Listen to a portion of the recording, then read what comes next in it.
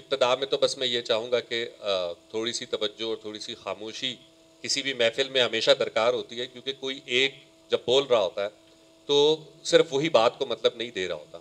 आप कुछ और कुछ सुनेगा तो सुनने वाले पे जिस तरीके से बिहेव करेगा उससे उस बात का मतलब निकलेगा। यानी मैं आपको कह मुझे पसंद है और आप बात से गुस्सा आ जाए तो ये बात ही कुछ और हो जाए। तो किसी भी बात को जो मतलब मिलता है वो कहने वाला और सुनने वाला ये दोनों हमेशा मिल के देते हैं। इसलिए किसी भी महफिल को शुरू करने से मैं आमतौर पे अपने तमाम सुनने वालों से कहता हूँ कि आज जो कुछ मैं बोलूँगा उसमें आपका भी उतना ही हिस्सा होगा कि आप किस तरीके से उसको सुनते हैं और बिहेव करते हैं। तो बस ये छोटी सी गुजारिश है, कोशिश कीजिएगा कि सेल फोन वगैरह ना बजे। मुख्तसर सी आपके साथ गुफ्तगू करनी है।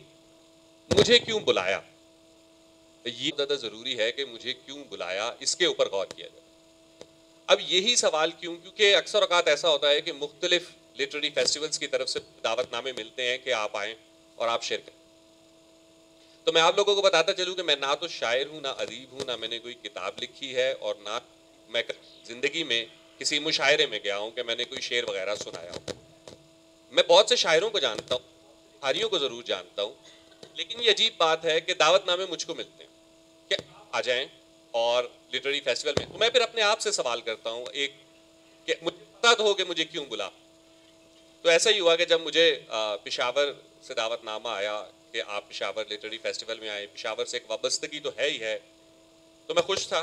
और फिर मैंने अपने आप से पूछा, पहला जवाब जो मेरे जहन में वो यही था कि कुछ अर्सा पहले एक ड्रामा चला है और उस ड्रामे में मैं शायर बना हूँ और बहुत सारे लोगों को लगता है कि शायद मैं खुद शायर हूँ या मुझे बहुत सारे शेर आते हैं। तो लोगों की तवक्को मुझसे यही है कि मैं आऊँगा और मैं कोई शेर वगैरह सुनाऊँगा। ये आम तौर पे मुझे ऐसा लगता है कि, और होता भी है कि मैं कहीं जाता हूँ तो लोग कह देते हैं कि टिकटॉक बनाते, तस्वीर खींचते कि एक शेर ही सुना दें। अब मेरी पसंद के शेर हो सकता है मैं सुनाऊँ, वो आपको अच्छे ना लगे, ड्रामे में लगे, मतलब ये तो नहीं है कि वो आम जिंदगी में भी लगे। फिर मैंने कुछ वीडियोस वगैरह देखी, मैंने कुछ रिसर्च की, मैंने कहा चले हम कुछ मशहूर ज़माना शेर सुन लेते हैं, देख लेते हैं कि आजकल मार्केट में चल क्या रहा है। तो मुझे कुछ शायर मिले जिनका मुझे कुछ कंटेंट देखने को मिला। वो कॉलेजेस में जाते हैं, यूनिवर्सिटीज़ में जाते हैं, इवेंट्स में जाते हैं, जहाँ जाते हैं और वो शेर सुनाते हैं और दुनिया वाह वाह करती। वो शेर याद करने की तो मुझ में ताब नहीं थी, मेरे लिए ये मुमकिन नहीं था कि मैं उन अशार को याद करता। तो मैंने उसमें से कुछ लिख लिए। मैं सुनाना चाहता हूँ कि जब मैं रिसर्च कर रहा था और मैं सोच रहा था कि मैंने कहीं भी अगर लिटरेरी फेस्टिवल में जाना है तो मुझे कुछ मशहूर शेर चुन लेने चाहिए जिसपे आमतौर पे आजकल की जनता जो है वो दाद देती है। उसके धरना है, मुझे वैसे बात नहीं समझ आई, लेकिन बहरहाल उसके चाहने वालों का उसकी गली में धरना है, यहीं पे रुक जाओ तो ठीक है, आगे जाके मरना है। रूह किसी को सौंप आए हो तो ये जिस्म भी ले जाओ, रूह किसी को सौंप आए हो तो ये जिस्म भी ले जाओ, वैसे भी मैंने इस खाली बोतल का क्या करना है। अच्छा आप हंस रहे, लेकिन ये संजीदा शेर है और आज दुनिया इस पे दाद देती है। ये हमारे इस दौर की ये शायरी है, ये आज के मीर मिर्जा हैं जो ये शेर कहते हैं। ये बस बहुत है, मुकर्रर की जरूरत ही नहीं पड़ी। जिसने भी हंस के बाद गले लगा लिया, जिसने भी हंस के बाद की तूने गले लगा लिया, भीड़ में क्या पता चले मेरा रकीब कौन है।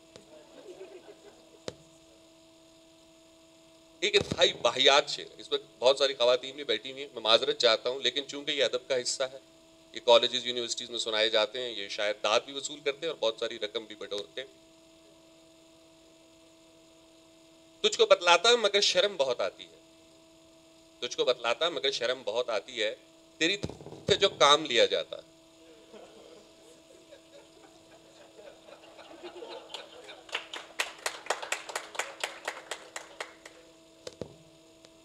आगे भी हैं, पर आप यकीन कीजिए कि मुझे हकीकत में हिम्मत नहीं हो रही कि मैं मज़ीद अशार जो है वो इस महफिल में शामिल करूं, क्योंकि ठीक है हंसी मजाक तो हो जाएगा, तो नए जो हमारे शायर हैं उनका जब कलाम मेरी नज़र से गुजरा तो मुझे लगा ये शेर तो मैं कभी भी कहीं भी कह सकता हूँ, खाते पीते, वॉशरूम में बैठे, किसी दोस्त के साथ छत पे सिगरेट पीते, इस तरह की शायरी तो कहीं भी हो सकती है। शेर तो कहा करते थे मीरो मिर्जा, दाग, जोश, अजीम शोरा, क्लासिकल, तो इस शायरी को रद्द करते हैं और कुछ क्लासिकल शायरी चूज करते हैं। हम आजकल के जो लोग हैं ना, हमने बड़े सख्त किस्म के पैमाने रख लिए हैं। तो मुझे ऐसा फील हुआ कि यार अगर हम क्लासिकल शोरा की जो शायरी है, जिनको हमने अपने निसाब में भी शामिल किया हुआ है और जिनको हम वक्तन फवक्तन ड्रामों के स्क्रिप्ट्स में या ऐसी अदबी महफिलों पे लोग आपको सुनाते हैं, तो गालिब का एक बड़ा मशहूर ज़माना शेर है, हम हैं मुश्ताक और वो बेजार, हम हैं मुश्ताक और वो बेजार, या इलाही ये माजरा क्या है। मुश्ताक का मतलब देखने का, आज के ज़माने में उसको ठरकी कहते हैं, कूंडी करने वाला। तो गालिब कह रहे हैं कि मैं उसको देखने के लिए बैठा हुआ हूं और वो बेजार है। या इलाही ये माजरा क्या है, इसमें माजरा क्या है? इसमें कोई माजरा नहीं है, इसमें माजरा यही है कि आप उसको अनॉय कर रहे हैं और वो आपसे बेजार बैठी है और वो आपको क्लियर कट सिग्नल दे रही है कि मैं बेजार हूं, लेकिन आप फिर भी सवाल खुदा से कर रहे हैं। और तशरीह करने वाले कह रहे हैं शायर ने इस शेर में इश्क हकीकी की बात की है। अच्छा, मुश्ताक से चाहने वाला भी कह सकते हैं, मोहब्बत वाला भी कह सकते हैं। तो मुझे ये लगता है कि हमारे जो शायर हैं ना, वो उन्होंने अदब को और हमारी सोच को बड़ा महदूद सा कर दिया है। क्योंकि मैं अगर ख़वातीन के पर्सपेक्टिव से सोचूं तो मुझे लगता है कि उनको सिर्फ मुश्ताक ही मिल रहे हैं, उनको हमराज नहीं मिल रहे, उनको हमराही नहीं मिल रहे, उनको हमदर्द नहीं मिल रहे, उनको साबिर नहीं मिल रहे, उनको शाकिर नहीं मिल रहे, नासाज नहीं मिल रहे, उनको मुश्ताक ही मिल रहे हैं जो देखने के शौकीन हैं। अच्छा, इसी तरह मीर, अब हम कहते हैं मीर कारवां, उर्दू अदब के बहुत बड़े शायर। मीर का एक शेर है, ज़बान ज़दे आम है कि जी पत्ता पत्ता बूटा बूटा हाल हमारा जाने है, जाने न जाने गुल ही न जाने बाग तो सारा जाने। क्या बाबा, मतलब जब सारे बाग को पता है तो डेफिनेटली गुल को भी पता है। वो अब वो नहीं जाहिर करना चाहती, वो चाह रही है कि खुदा के लिए मेरा पीछा छोड़ दो, लेकिन आप फिर भी उसी गम में बैठे हैं और आप कह रहे हैं कि नहीं जी। मतलब ये बिल्कुल ऐसे ही है कि आपकी सारी क्लास को पता हो कि आप किस लड़की के पीछे सिवाय उस लड़की के। तो ऐसा हो नहीं सकता, उसको भी पता है, लेकिन उसने आपको इग्नोर मोड पे रखा हुआ है, या उसने आपको फ्रेंड जोन किया हुआ है, या वो आपको भाई समझती है, कुछ भी इस किस्म की बात है। लेकिन वो चूंकि क्लासिक है तो हम कहते हैं उनकी शायरी बहुत अच्छी है। मेरा एक दोस्त है, मेरा अपना खुद का ताल्लुक कोयटा से है, और कोयटा में उर्दू शायरी पढ़ाना और समझाना थोड़ा सा मुश्किल काम है। हमारे साथ ये बहुत अलमिया रहा कि एक बार हम उर्दू की क्लास में मौजूद थे, और यहाँ इस हॉल में भी मुझे उम्मीद है कि पठानों की तादाद थोड़ी ज़्यादा है, या होगी, हमारी क्लास में भी थी। अब वो टीचर आए और वो टीचर पढ़ा रहे, और उन्होंने कहा शायरी में, उनको ना लफ्ज़ याद नहीं आ रहा, उन्होंने कहा शायरी में एक कीड़े का बहुत जिक्र हुआ है, उसका उसका नाम क्या था, उसका नाम क्या था। अब वो ऐसे देख रहे तो आगे से एक बंदा कहता है सर शहद की मक्खी। यार तुम कितने मतलब नामाकूल इंसान हो, शहद की मक्खी का शायरी में क्यों जिक्र होगा भाई, वो बड़े गीतों में आया है, महबूब को उससे तशबीह दी जाती है, क्या क्या नाम है उसका। दूसरे ने कहा सर डेम्बू। इसमें वो चिढ़ गए, उन्होंने हमें बहुत सुनाई, और उसके बाद कहा भमरा, मैं भमरे की बात कर रहा।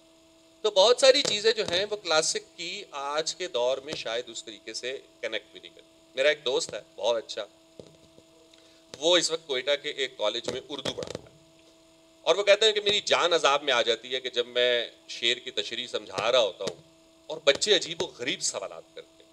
मिसाल के तौर पे एक शेर था जिसका मफहूम कुछ इस तरीके से था कि महबूब महफिल में आने की धूम है, आज जो भी देखेगा। तो उसने कहा कि मैं शेर की तशरीह समझा रहा कि महबूब की महफिल में आने की धूम है, और शायर ये कह रहा है कि आज जब महबूब महफिल में आएगा तो जितने देखने वाले हैं कोई उसकी हुस्न की ताब नहीं ला पाएगा। कहता मैं ये एक्सप्लेन कर रहा था, एक बच्चा उठा, उसने कहा सर ये महबूब मर्दों का महफिल में क्यों आ रहा है, ये क्या बात हो गई, मतलब मैं तो अपनी महबूब को कभी ऐसे सरेआम मतलब अब आप उसको कैसे समझाएंगे? और ये बात भी बड़ी अजीब है जो हमें पढ़ाई नहीं जाती या समझाई नहीं जाती कि उर्दू अदब को और क्लासिक अदब को जब हम देखते हैं तो हम चले जाते हैं कुछ 100 साल पहले 3 शहरों की तहजीबों में, और वो 3 शहर हैं लखनऊ, दिल्ली और आगरा। और वहाँ के लोगों के बारे में, अब ये मैं नहीं कह रहा, बाज़ शोरा ने कहा है कि चश्मे नज़ारा में कोई औरत मौजूद ही नहीं थी, या तो मौजूद नहीं थी या शायरों को देखने के लिए नहीं मिलती थी। ना तो खेतों में, ना दरख्तों के पास, ना कहीं छत पे, ना कहीं हमसाए में, ना कहीं ख़ानदान में। उनको जो महबूब मिलती थी देखने के लिए उस ज़माने में, जो औरत देखने को मिलती थी वो सिर्फ बाला खाने की होती थी, जिसको आज हम कोठा कहते हैं, तवाइफ। उस दौर के हिसाब से डेफिनेटली कुछ और सेटिंग होगी। हम कह सकते हैं कि वो उस दौर की मुगन्नियाँ होंगी, उस दौर की रकासा होंगी, परफॉर्मेंस होंगे वो तमाम लोग, और बहुत अच्छे भी होंगे, और शायर उनके पास आते भी थे। लेकिन अब 2023 चल रहा है, आप उर्दू की क्लास में अगर किसी को ये बता देंगे कि गालिब बैठा हुआ था कोठे पे, उसके बाद आप कहेंगे शेर में इश्क हकीकी की बात हो रही है, तो वो कनेक्ट नहीं कर पाएगा। ये बात हमें मतलब इस चीज़ को समझने की ज़रूरत है। हालांकि बहुत अजीब सी बात है, उर्दू हमारी कौमी ज़बान है, हमें उससे मोहब्बत है, हम उसे राब्ते के तौर पे इस्तेमाल करते हैं, बहुत खूबसूरत ज़बान है। लेकिन बड़ी अजीब सी बात है कि उर्दू में जो रोमानवी कहानियाँ हैं वो आम तौर पे क्लासिक अदब से ली गई हैं, और जब आप क्लासिक अदब में जाते हैं तो आपके पास फिर या तो दरबार रह जाता है या बाला खाना, जिसे आमतौर पे कोठा कहते हैं, वो रह जाता है। लेकिन जब आप मकामी ज़बानों की कहानियों की बात करते हैं, वो चाहे पंजाबी हो, चाहे सिंधी हो, पश्तो हो, वहाँ मोहब्बत की कहानियाँ आपको आम आदमी की ज़िंदगी में मिलती हैं। वहाँ मोहब्बत की कहानियाँ पहाड़ों में हैं, वहाँ मोहब्बत की कहानियाँ गाँव में हैं, देहातों में हैं, नहरों पे हैं, दरियाओं पे हैं। एक आम आदमी की मोहब्बत की कहानी मकामी ज़बान में तो मौजूद है, उर्दू में उस तरीके से मिलती, जिसकी वजह से वही रंग है जो अब तक हम लिए फिर रहे हैं। अब मौजूदा शायर भी रिजेक्ट हो चुके, क्लासिकल भी मैंने रिजेक्ट कर दिए, और मैंने सोचा कि मैं अब क्या, अब अगर शेर भी नहीं सुनाने तो फिर वहाँ जाके क्या बात करनी है। लोग कहेंगे कि आप तो हुजूर पे ये ज़रा उतार देंगे, वक्त ही ज़ाया करने आए। तो मैंने सोचा कि आम तौर पे ऐसे फेस्टिवल बड़े बड़े दानिश्वर हैं, मैं तो वही बात है कि आज का इंसान हूँ जिसने अभी होश संभाला है, 4 बातें सीखी हैं, 2 लोगों से शनासाई हुई है। तो मैंने कहा कुछ दानिश्वरों को सुन लेते हैं, देख लेते हैं कि वो जब अदबी फेस्टिवल पे जाते हैं तो वो क्या बात करते हैं। मैं वो वीडियोस वगैरह देख रहा था, तो हमारे मुल्क के एक बहुत बड़े दानिश्वर हैं अनवर मकसूद साहब, बहुत बड़ा नाम, हमने उनके बेशबहा ड्रामे देखे हैं, हमने उनकी तहरीरें पढ़ी हैं, मैं ख़ुद ज़ाती तौर पे उनका मद्दाह हूँ, उनके जुमले का, उनकी तहरीर का। उनकी एक वीडियो चल रही थी और उसमें वो एक जगह बैठे हुए थे और वो बात कर रहे थे, उन्होंने किसी का हवाला दिया, उन्होंने कहा खुशबख्त कह रही थी कि एक ज़माना था कि 8वीं तक फ़ारसी पढ़ाई जाती थी, लेकिन अब जो हालात लग रहे हैं मुझे लग रहा है कि MA तक सिंधी पढ़ाई जाने लग जाएगी। और इस बात पे क्राउड हंस पड़ा, लोग भी हंस पड़े। अनवर साहब ने बाद में सिंधी शोरा की तारीफ़ तो की, लेकिन साथ साथ वो इस बात पे थोड़े से हंसते रहे कि हाँ इसमें कोई बुरी बात नहीं है अगर आप सिंधी सीख लें। आम आदमी से ये बात आप सुने तो आपको अजीब नहीं लगता, लेकिन अगर आप एक दानिश्वर के मुंह से ये सुन रहे हैं कि वो एक ज़बान को दूसरी ज़बान पर, एक तहजीब को दूसरी तहजीब पर फौकियत दे रहा है, एक को बरतर की मिसाल के तौर पे पेश कर रहा है और एक को कमतर की मिसाल के तौर पे पेश कर रहा है, ये बात हज़म करना मेरे जैसे शख्स के लिए जो उनका मदाबी है, जो अदब से भी वाबस्ता है, ये बहुत मुश्किल है। बट इट्स सो अनफॉर्चुनेट कि तकरीबन तमाम मकामी ज़बानों और उनके अदब से इसी तरीके से खेला गया है। हम जब शायर की बात करते हैं, हम में से किसी के जहन में भी उर्दू शायर के अलावा किसी और शायर का तस्वुर नहीं आता, क्योंकि हमने 70 साल से जो शायर देखा है वो उर्दू का है और वो सिर्फ उर्दू में शायरी करता है। तो इस तरीके से आप कह सकते हैं कि हमारी सोच बंद हो जाती है, हम और डायमेंशंस में देखना छोड़ देते हैं। अनवर साहब का आजकल एक बहुत अच्छा प्ले भी चल रहा है, थिएटर पे, अल्लाह करे उसको मज़ीद कामयाबियाँ मिले। आमतौर पे होता है 14.25 अगस्त, 14.5 अगस्त, 14.25 अगस्त, 14 अगस्त, 14 अगस्त से पहले, 14, इस तरह से वो एक प्ले बनाते हैं। और मुझे लगता है कि शायद हम 14 अगस्त में फंस गए हैं। हम सवा, साढ़े, पौने, हम बस 14 अगस्त की बात कर रहे हैं। हम ना 14 अगस्त से पीछे देख रहे हैं, हम ना 14 अगस्त के बाद देख रहे हैं। इस मुल्क में और भी बहुत सारे वाक़यात हुए। इस मुल्क में खुदाई खिदमतगारों के साथ भी जुल्म का बाजार गर्म हुआ। इस मुल्क में कराची में भी हालात ख़राब हुए। इस मुल्क में दहशतगर्दी को भी देखा। इस मुल्क में लोग लापता भी हुए। इस मुल्क में बंगालियों पे भी गोली चली। इस मुल्क में बहुत कुछ हुआ। पर ये सब कुछ शायद हमारे अदीब और हमारे दानिश्वर की नज़र से गुजरा ही नहीं। हमें अभी तक जो तारीख़ पढ़ाई जा रही है, जो अदब पढ़ाया जा रहा है, जो थिएटर दिखाया जा रहा है, वो 14 अगस्त, वो हिंदू मुसलमान, गांधी साहब, जिना, इसके अराउंड घूम रहा है। इसके अलावा उसमें कोई बात नहीं है। अब जब जिना साहब होंगे तो ज़ाहिर है उस दौर में और भी बहुत से लोग होंगे, उनका जिक्र नहीं है। ऐसे बहुत से रहनुमा होंगे, बहुत सी तहरीकें होंगी, बहुत से डिफरेंट पर्सपेक्टिव्स होंगे जिनका जिक्र ही नहीं किया गया। अब बात थोड़ी सी, मुझे ये भी अंदाजा था कि मैं ये बात करूंगा संजीदा हो जाएगी, और मैं तब भी सोच रहा था कि इस बात को कैंसिल कर दिया जाए, कि ये बात भी रहने देते। लेकिन बड़ा अजीब सा फील होता है। हमारा कौमी खेल है, हम अक्सर औकात रोते रहते हैं यार हॉकी पे कोई तवज्जो नहीं। आप हॉकी की तारीख उठा के देख लें, वो 5 से 6 डिस्ट्रिक्ट में खेला जाता था। वहाँ से प्लेयर्स आते थे, आप वर्ल्ड कप ले आते थे, आप कहते थे हॉकी बड़ा अच्छा खेल है, ये हर साल जीत जाते हैं, इसको कौमी खेल बना लो। वो ख़त्म हो गया। मैं छोटा था, हम हर रोज़ टीवी पे देखते थे, हाँ जानशेर खान जीत गया, हाँ जहांगीर खान जीत गया। हम स्कॉश में बहुत अच्छे हैं। हम स्कॉश में अच्छे नहीं थे। एक फैमिली स्कॉश खेलती थी टोटल, उस फैमिली ने स्कॉश खेलना छोड़ा, हमारे मुल्क से स्कॉश ख़त्म हो गया।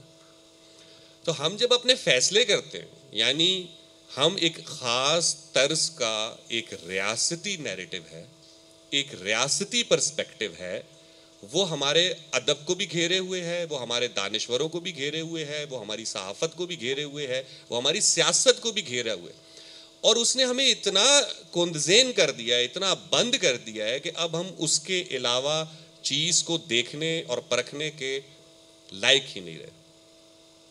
अब जैसे मैं कह रहा था ना कि क्लासिक शोरा की जब बात करते हैं तो उसमें जो महबूब है, वो बेजार का मतलब ये नहीं है कि वो सिर्फ बेजार है। उर्दू अदब में महबूब को सनम कहा गया है। सनम बुत को कहते हैं, और बुत जो है वो ज़ाहिर है ना सुनता है, ना बोलता है, ना कोई रिस्पॉन्ड करता है। तो उन्होंने कहा महबूब तो यही है।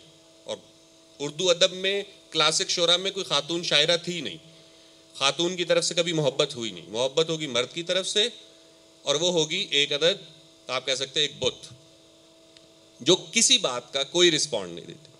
आप वो अगर शेर पढ़ना शुरू करें ना, तो आपको ऐसा लगेगा कि उर्दू शायरों की जो महबूबा है ना, उसमें और पश्तो और पंजाबी फिल्मों के हीरो में कोई फ़र्क नहीं। यानी इधर जब हीरो के पास लड़की आती है वो मुंह उस तरफ कर लेता है, वो इस तरफ से नाचती नाचती आती है, वो मुंह इस तरफ कर लेता है। एग्जैक्टली इसी तरीके की वो महबूबा है। और ऐसे हैरत होती है, आप क्लासिकल शोरा की अक्ल को दाद ही देंगे। आप पैसे दे के गए हैं एक तवाइफ के पास उसका गाना सुनने, और फिर आप गिला कर रहे हैं हमको उनसे है वफा की उम्मीद जो नहीं जानते वफा क्या है। उसने आपसे वफा की बात ही कब की? वो तो गाना गाने आई थी ना।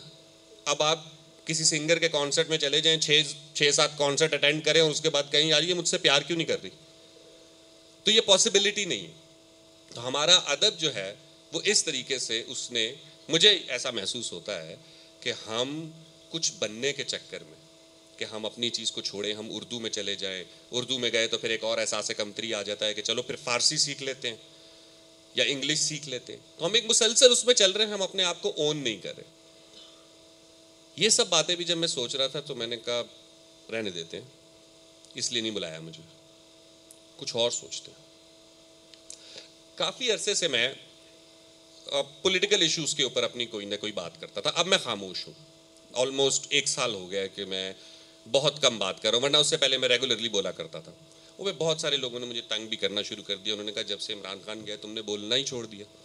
पहले तुम्हें बड़ा मज़ा आता था बोलने का, अब क्यों नहीं बोलते, अब भी बोलो। मैं कहा मुझे ऐसा लगता है ये, और ये मेरी अपनी ज़िंदगी का निचोड़ है पिछले गुज़श्ता 10-12 सालों का। इस मुल्क में सबसे जो परेशान आदमी है ना, ये मैं आपको ऐसे कोई नहीं हवा में तीर नहीं चला रहा, ये मैं आपको चैलेंज कर रहा हूँ, आप 12 साल एटलीस्ट 12 या 14 कर लें 2008 के बाद से अब तक की न्यूज़ निकाल के देख लें, इस मुल्क में सबसे परेशान आदमी वज़ीर आज़म है। रोज़ खबर में उसके बारे में होता था, उसको अदालत ने बुला लिया, पता नहीं आज है कल नहीं। मैं अपने गम में भूल जाता हूँ, मैं कहता हूँ या अल्लाह इमरान खान का पहले कुछ हो जाए, नवाज शरीफ पहले थोड़ा सुधर जाए, मेरी रोटी मेरी पानी मेरा दूध ये सब चीज़ें बाद में आ जाएंगी। ऐसी अजीब सी सर्वाइवल की जंग चल रही है। और अगेन चाहे वो हंसी मजाक में बात हो या कुछ भी हो, मौका मिलना ना एक अहम बात होती है कि आपको अगर 4 लोगों से भी बात करने का मौका मिल रहा है, मेरा तो ये मानना है कि मैं अपने दिल की बात कह के आऊँगा। तो मैं आया ही पेशावर इसलिए था कि मैं आप लोगों से अपनी दिल की बात करूँगा, जो मैं उस वक़्त सोच भी रहा था। तो जब मैं सियासतदानों को देखता हूँ, जब भी मैं इस मुल्क की सियासत को देखता हूँ, तो मुझे लगता है कि हर शख्स अपने सर्वाइवल के लिए भाग रहा है। मतलब आज इमरान खान अगर मेहनत करना छोड़ दे और बोले अच्छा मैं आज से सीधा हो जाता हूँ, या नवाज शरीफ कहे मैं सीधा हो जाता हूँ, या जरदारी को अचानक से कोई कह जाए तू भी सीधा हो जा, और ये हो जाए, तो ये बेचारे बचेंगे नहीं, क्योंकि ये मुल्क ये निज़ाम अब ऐसा हो चुका है। तो हर एक की भागा दौड़ी है, हर एक की मुश्किल है, किसी की मुश्किल बड़ी है, किसी की छोटी, तो किसी से क्या गिला करना। हमें तो अफसोस इस बात पे है कि हम इनसे उम्मीद लगाए बैठे, और इनसे उम्मीद लगाने का मतलब ही यही है कि वो जो मैं बात कर रहा था कि हमें एक ख़ास रियासती नैरेटिव के ज़रिए इस तरह का बना दिया गया है कि टीवी देखो ताकि तुमको पता चले। अगर तुम टीवी नहीं देखोगे तुम्हें पता ही नहीं चलेगा कि किसी भी मौके पे करना क्या। आज कश्मीर डे है, अब मैं आ रहा था, मैंने देखा पेशावर में ना बैनर्स लगे हुए थे, हम कश्मीर को कश्मीर डे पे वहाँ पे होने वाले जुल्म ज़्यादती पे मजम्मत कर रहे हैं इंडिया की, पेशावर में बैठ के।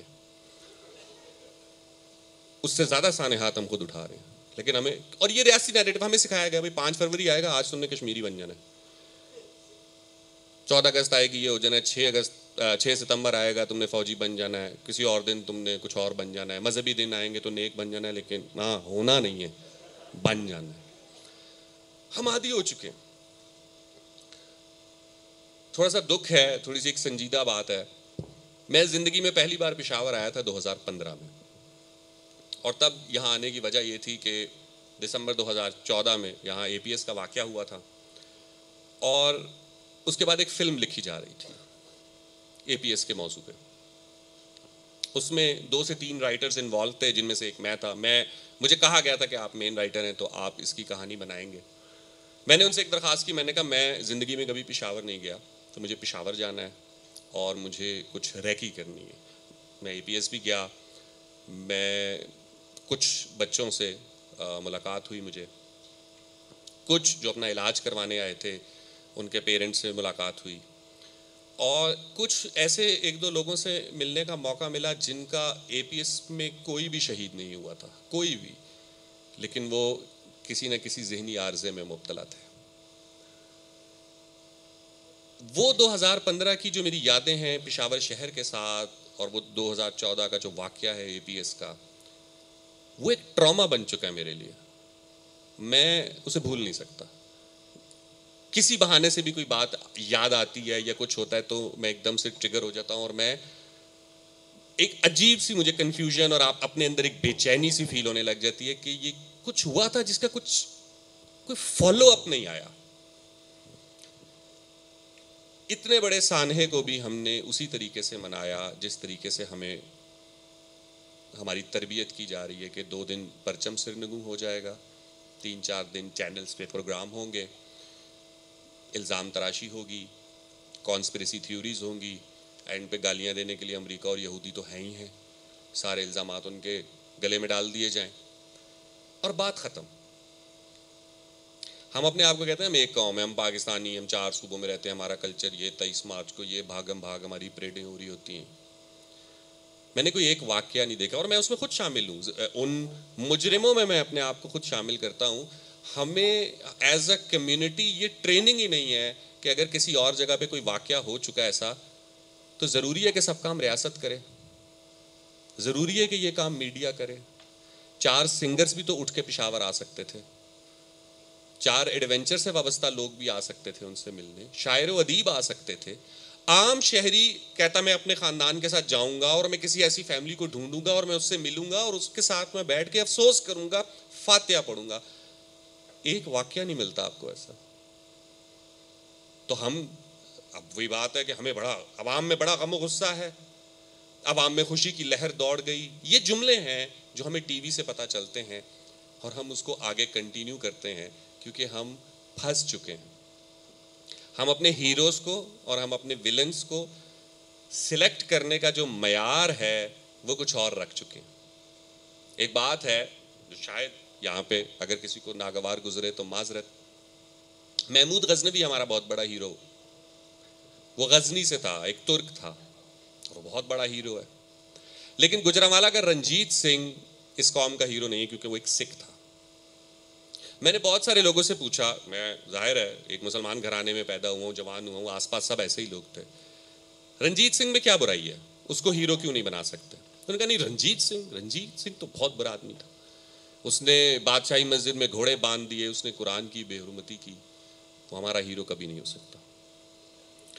आपको रंजीत सिंह का कोई भी फैन दुनिया में ऐसा नहीं मिलेगा जो कहे मुझे रंजीत सिंह इसलिए पसंद है कि उसने बादशाही मस्जिद में घोड़े बांधे। लेकिन आपको महमूद के सारे फैंस यही कहते हुए मिलेंगे कि उसने एक मंदिर तोड़ा था। तो हम अपने हीरो का, आप महमूद गजनवी को हीरो रखें या आप रंजीत सिंह को हीरो रखें, लेकिन इन दोनों को हीरो रखने के चक्कर में जो आपके साथ पढ़ता है, जो आपका हमसाया है, जो आपका दोस्त है, जिसके साथ आपका कारोबार का वास्ता है, उसके साथ आप दुश्मनी कैसे पाल सकते हैं? तो हमें अपने अपने कल्चरल, हमें अपने अपने इस हिस्टोरिकल बाइसेस से बाहर निकलना होगा, एक दूसरे को समझना होगा, एक दूसरे की तहजीब को समझना होगा, तब ही हम शायद कोई समाज या कोई कौम बन सकते हैं।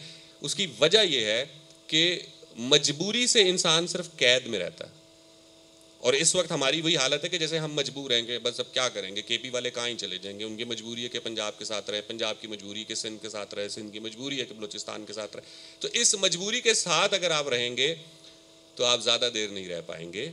इसलिए प्यार और मोहब्बत को और ताल्लुक़ को फ़रोग़ दें, और वो सिर्फ तब होगा जब आप एक दूसरे से मिलेंगे। ये सारी बातें भी जब मैंने सोची तो मैंने कहा माहौल हो गया संजीदा। इन सारी बातों के बाद लोगों ने कहना है कि आपको इसलिए तो बिल्कुल भी नहीं बुलाया था, आपको तो हमने कुछ अच्छी अच्छी बातें करने के लिए बुलाया था। तो इसलिए मैंने ये तमाम मौज़ूआत रिजेक्ट कर दिए। मैंने सोचा मैं इनमें से किसी मौजू पे भी बात नहीं करूँगा, पेशावर जाऊँगा, अच्छा सा टिक्का खाऊँगा, रोटी शोटी खा आ गए तो बस वापस आ जाएंगे, और यही मकसद है। और मैं उस पेशावर आया हूँ, आपसे मिल लिया, खाना खाऊँगा और घर चला जाऊँगा।